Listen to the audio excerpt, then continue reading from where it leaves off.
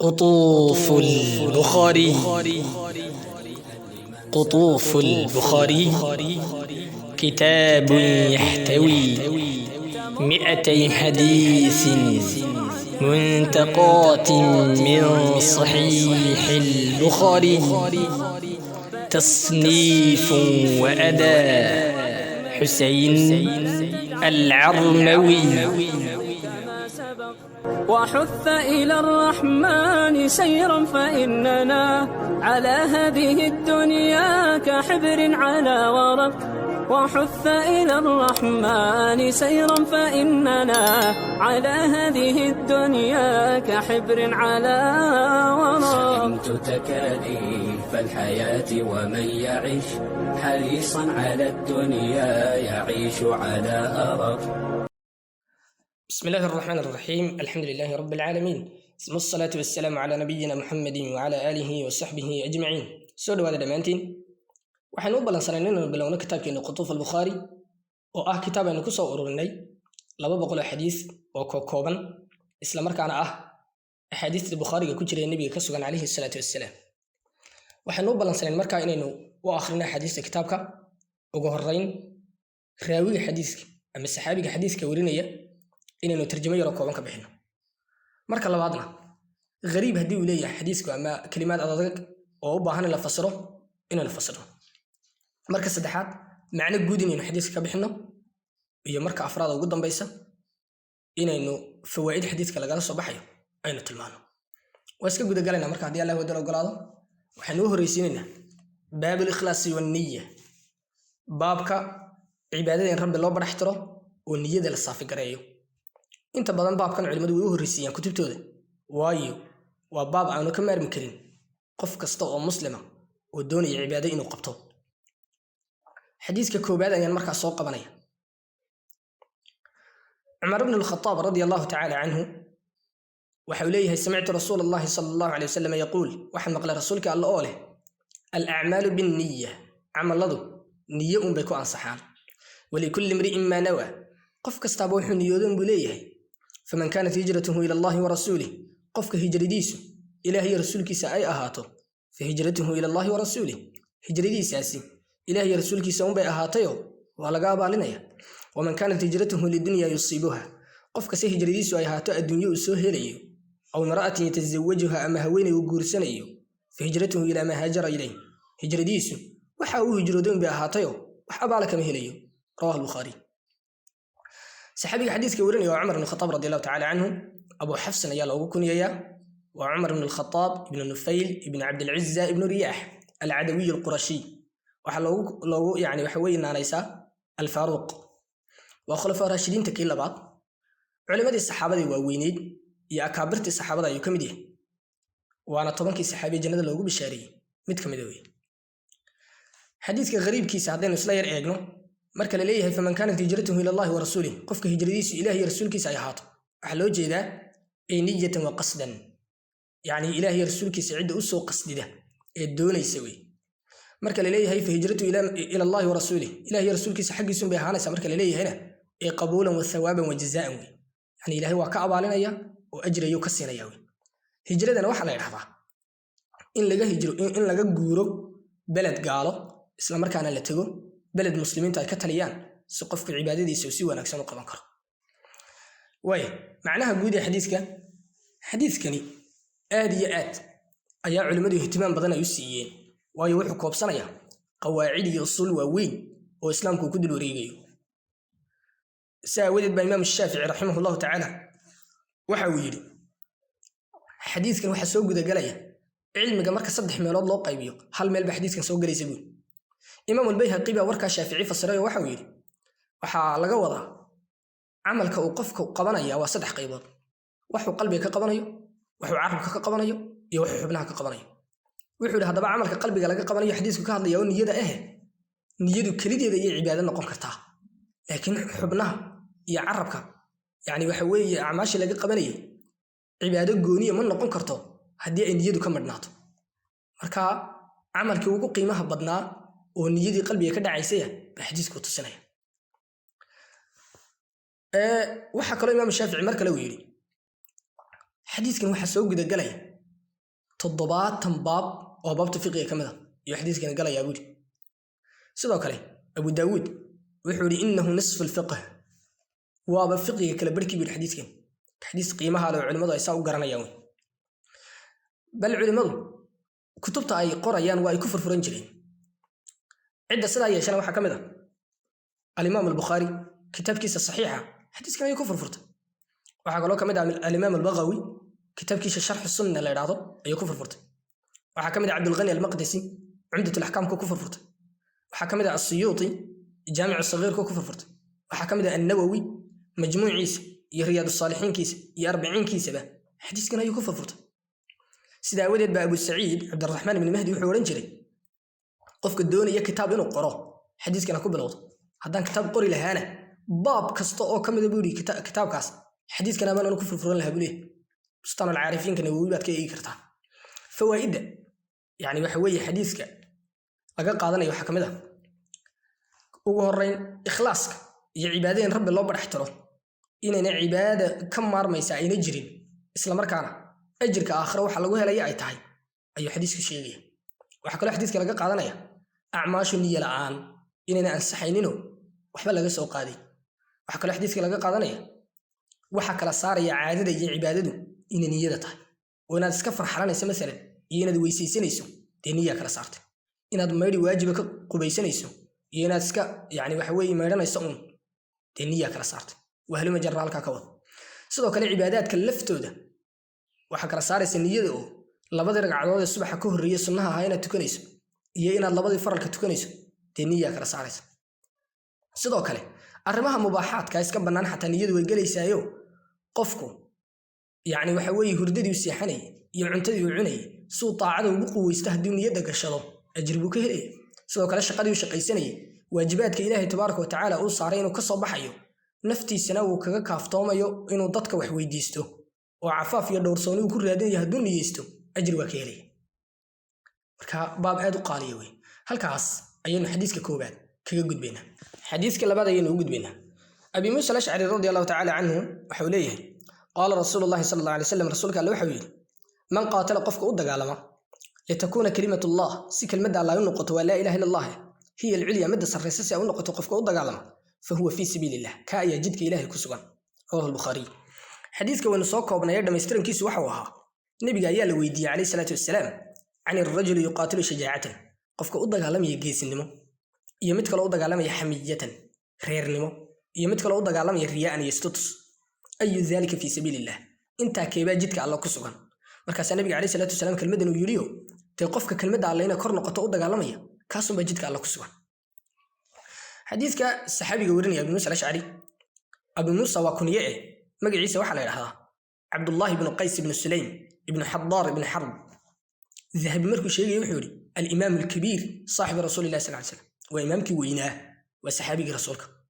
أبو موسى الأشعري التميمي الفقيه المقري وحنا لقيت رياه الصحابة النبي القرآن كد الأخرين عليه الصلاة والسلام أيها كمديه رب بصرا يقرآن كوآخرين ترين تدمبه diintana fahamsan jiray nin aad codkiisu qurux badan yahay ayuha culimadii saxaabadii waaweynada ayuu kamid ahaa masruuq oo taabici wuxuu leeyahay qadaaga iyo dadka in la kala xukumo xagga saxaabada 6 nin baa looga dambeeyay buul waa Umar Ali Abdullah ibn Mas'ud Ubay Zayd Abi Musa al-Ash'ari غريبka xadiiska ereyga shajaaca ee dhamaystiranka xadiiska ku jirta yaani waxa weey qofku inuu isku maqiiqo goobta dagaalaya shajaaca la xamiyaduna waa inuu u dagaalamo reerkiisa isagoo difaacay riyaaga status kale sheegayina waa qofku inuu u tusiyo dadka waxa uu aqeedaysan yahay qalbiga ugu jira waxana hay isagoo ka doonaya jaah iyo inay maamuusaan iyo inay amaanaan xadiiska macnihiisa guud yani waxa weeye aad iyo aad ayuu u qiimo badan yahay waxa uu ka mid yahay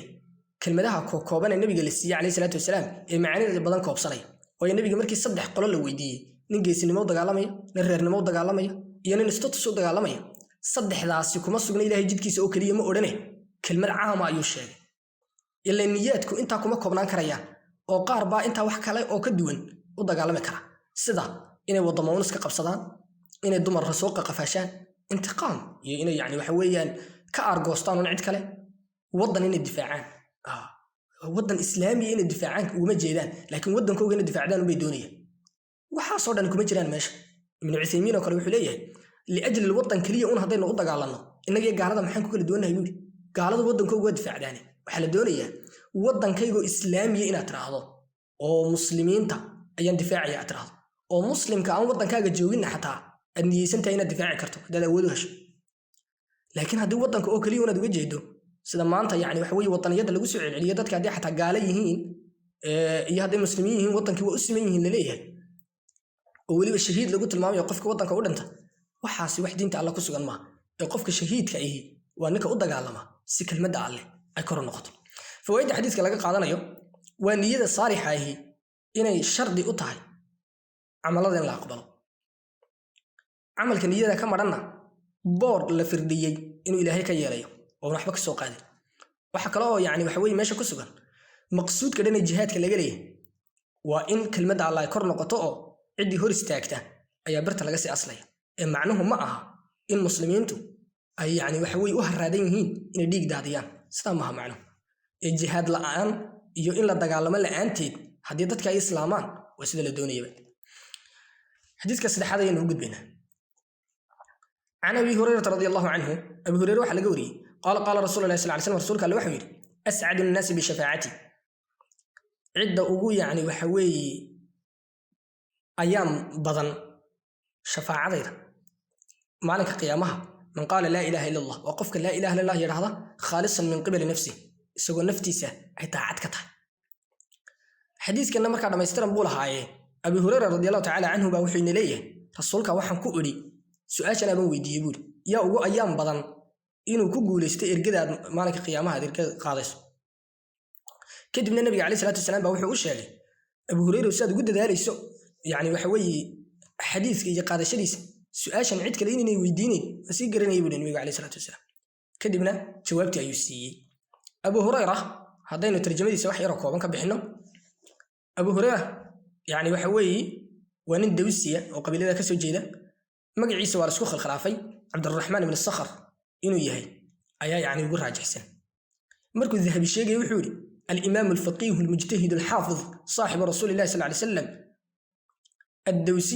addawsiy alyamaniy sayid alxufaad alathbaat buu wuxuu yidhi waa imaam waa faqiih waa mujtahid waa xaafidkii waa nabiga calayhi salaatu wasalaam saaxiibkiisii waa yani waxa weeye qabiilada dawsi buu ka soo jeedaa xufaadda wax sugay sayidkooga weyaan buuri xifdiga marka la eego lagama daba dhufto cilmi badan buu nabiga ka soo raray calayhi salaatu wasalaam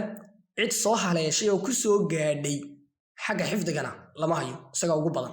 waxuu nabiga ka wariyey calayhi salaatu wasalaam maalinkii khaybar ayuu islaamay yani waxa weye la furanayey 4 sano ayuu nabiga la joogay calayhi salaatu wasalaam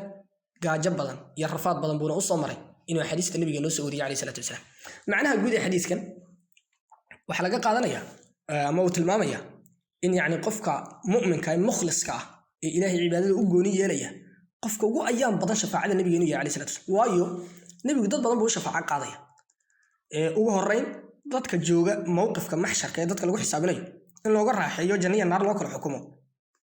nabigu waa u shafaaco qaaday gaal iyo muslim badda way leeyihiin taas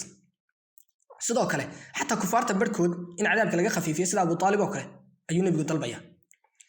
waxaa kaloo nabigu u dalbayaa dadka qaarkood oo mu'miniinta ah laakiin dunuubtooda ay naarta geysay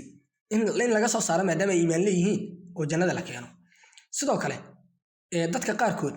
in jannada la geliyo biduuni xisaabin walaa cadaab xisaab la'aan in jannada la geliyo ayaa nabigu u shafaaco qaadaya sidoo kale dadku inay jannada galaan nabiga ayaa idan u dalbaya sidoo kale dadka qaarkood darajaadkooga jannada kor loogu qaado ayuu nabigu dalbayaa marka arrimahaasoo dhan maadaama ay yani shafaacadu u qaybsamayso ka ugu ayaan badani waa qofka tawxiidkiisa hagaajistayo dee inuu jannada helo oo ku waaro ayaa yani wehelaya oo shafaacada nabiga kaasa ugu ayaan badan laakiin haddii tawxiidku kaa dhaawacmo dee naar baad ku waaraysaaye janna is urin maysaa yani xadiiska fawaa'ida laga qaadanaya waxaa ka mid a abi hureyre fadligiisa iyo siduu cilmiga ugu dadaalayay iyo caqligiisu inuu mid buuxa ahaayo waxa aakhira anfacaya uu ku dadaalaya inuu nabiga weydiiyey calayhi salaatu wasalaam shafaacada nabigu inay sugan tahay ayaa laga qaadanaya statuska iyo ilaahay dartii iyo waxaan kaa ahayni in wax dhaleecaysan oo madmuuma oo ku anfacayn inuu yahay ila khaalisan min qibali nafsihi baa layidhi ayaa yani xadiiska u tusinaya shafaacada dadka muwaxidiinta inay leeyihiin لكن قال هذا لا تنفعهم شفاعة الشافعين يعني وحوي إننا شفاعة أنفعين إن يجي النار تكون ريا قالوا أيام مش لك قادرين وحنوجد بين حديث كأفراد أنت الحديث كأجود الجليل بابك وحديث كسكوت روح على باب التوحيد والإيمان أنت إنه خلاص كسر هذا نكذب وحن كتاب جوه الرسيني حديث تكالس التوحيد إلهي تبارك وتعالى عبادين لوكليو إيمانك الرب الرومانتي تبارك وتعالى حديث كأفراد بين المركة وجود بينه عن أبي ذر الغفاري رضي الله عنه قال رسول الله صلى الله عليه وسلم رسولك الله يحول من مات من أمتي لا يشرك بالله شيئا دخل الجنة قفك دنتا يوم مضى إذا كمذا يسوون إلهي تبارك وتعالى عبادتي سوحك لأن لو ذا جنة أيوك علي رواه البخاري حديث أبي ذر أيا ورينا أبي ذر وكنيئه مجي عيسى وحلا لها جندب بن جنادة الغفاري إمام الذهبي مركو الشيء يحولي أحد السابقين الأولين من نجباء أصحاب محمد صلى الله عليه وسلم صحابة النبي كوي أهر الرياه الإسلامي بكم ديه إسلام مركانا وصحابة النبي عليه الصلاة والسلام رجعوا عقل بدناوي علماء الصحابة أيوة كم دها رجع فتوان جري علم وحلقة ويدين جري حلقة أبو بكر يا عمر يا حلقة عثمان با أيوة كم دها معناها جودي حديث كوليه هاي وطبعا ما يسترنك حديث كوحها النبي عليه الصلاة والسلام بأبو ذر وحى كولي وحى مد ما ده حق الرب يجي ماد إنه جبريل هاي كاوي منايا أي روايات كلا قاركو ذا الشيء حليه مركب وحى يجوا الرمي أما ويجوا بشاري قفك أمضى إذا كم ده دنتا إلهي عبادتي سن وحكى لو ذا جنين إنه جنة قليل مركاسا وحنا اللي بيقولي وإن زنا وإن سرق وحتى هديه الزنيستو أو وحده ميو جنة قليل قال وإن زنا وإن سرق حضو حتى وحده وحزنيستو جنة قليل مركا معناها جودي حديث كوليه هنا واحد يعني وحوي قفك التوحيد ككل انتا حتى هدي عقوبتي يعني وحوي لغو قاضو يعني ذنوبته واوين الزنا iyo sariqada iyo ay xataa naarta geyso kuma waarayo wuxuu ku dambeeyaa jannada waa laga soo saaraya hadii kalena in rabbi inta ka cafiyo hore jannada ka galana waa suuragal weey marka xadiiska fawaaida laga qaadanayo waxa kamid ah fadliga ummadan iyo waxa weeyaan qofkii tawxiidka ku dhinta inuu jannada helayo waxa kale xadiiska ku sugan qofka ذنوبته waaweyn gala naarta inaan ku waareynin ee laga soo saarayo marka dambe waxa kale xadiiska ku sugan macaasida ka sokaysa kufriga iyo gaalnimadu inaan qofku diinta kaga baxayn waxa kale xadiiska ku sugan zinada iyo sariqada wax xun inay yihiin oo nabiga kaleey salaatu wasalaam yani waxa weeye aad ugu dhaleecaynaya markuu leeyahay hatta haduu waxdo ama uu zinaysto waxa loo jeedaa dambigan culayskiisa ayaa lagu tusanaya waayo zinadu waxa gudub lagu xadgudbayo dadka cirdigooda iyo sharaftoodii sariqaduna waxa gudub lagu xadgudbayo xoolaha ummadda marka ذنوبته waa weyn hatta hadii qofku ku dhaco iimaanku qiimaha uu leeyahay in lagu cadaabo waa suuragal laakiin jannada ayaa ku dambeynaya hadii iimaanku ku dhinto عن عبد الله بن مسعود حديث كشناد رضي الله عنه قال قال رسول الله صلى الله عليه وسلم وحول رسولك عليه من مات يشرك بالله شيئا دخل النار قفك دنتا اسقوا الهي عبادتي wax kale la wadaajiye kaas naarta ayuu galay oo al-Bukhari حديثك waxa warinaya عبد الله بن مسعود عبد الله بن مسعود ابن غافل ابن حبيب الهذلي يا لهذا امام الذهبي مركو كان يحوري الامام الحبر فقيه الامه وحوري عالمك ويناه وفقيه امه ابو عبد الرحمن الهذلي المكي المهاجري البدري وحوري سابقينتي هوري اسلامتي يعني صحابه ايو كميدها علماء الصحابه ايو كميدها يا رجي عقلك بدنا بدل ايو حاضري يعني مناقبته وليه ادي اد بو وينهين علم بدن بو النبي كسو ري عليه الصلاه والسلام اذكياء العلماء علماء كوي وعقلك بدنا يا لو تريا غودي معناها غودي حديث قوليه وحيه قف كستو مشرك اه oo ilaahay cibaadadiisa cid kale la wadaajiyay naarta ayuu ku waaraya jannana urin maayo fawaaida marka xadiiska laga qaadanayo waxa kamid ah jannadu inay xaraan ka tahay qof kasta oo ku dhinta gaalnimada tawxiidkuna fadligiisa ayaa ku sugan qof kasta oo tawxiid ku dhintana naarta xataa haduu galo inaan ku waaray waxa kale xadiis ku sugan khutuurada uu shirkigu leeyahay soo halis badan yahay iyo inuu yahay dambiga u weyn ee ay tahay in aad kale iskaga dhowro ihtimaam badan oo qofku siiyo sidoo iskaga ilaalin lahaa waxa kale xadiiska ku sugan shirkiga hadii qofku ku dhinto isagoo ilaahay cibaadadiisa cid kale la wadaajiyay yani arintaas inaan loo dhaafay adduunka intuu joogo haduu ka toobad keeno waa halkeeda laakiin haduu mar ku soo dhinto ilaahay uma dhaafay way yaghfiru ma duna dhalika liman yasha inta wixii ka sokayeese in rabbi iska dhaafo ayaa la arkaa oo cid doono ilaahay u dhaafo ama shirka hadaad ku soo dhimato إلهي كل ضعف معي. إلهي تبارك وتعالى شركة نقبل باريو. هذا وصلى الله وسلم على نبينا محمد وعلى آله وصحبه أجمعين. أيامي كالبرق إن برق، فإن كنت ذا لب حصيف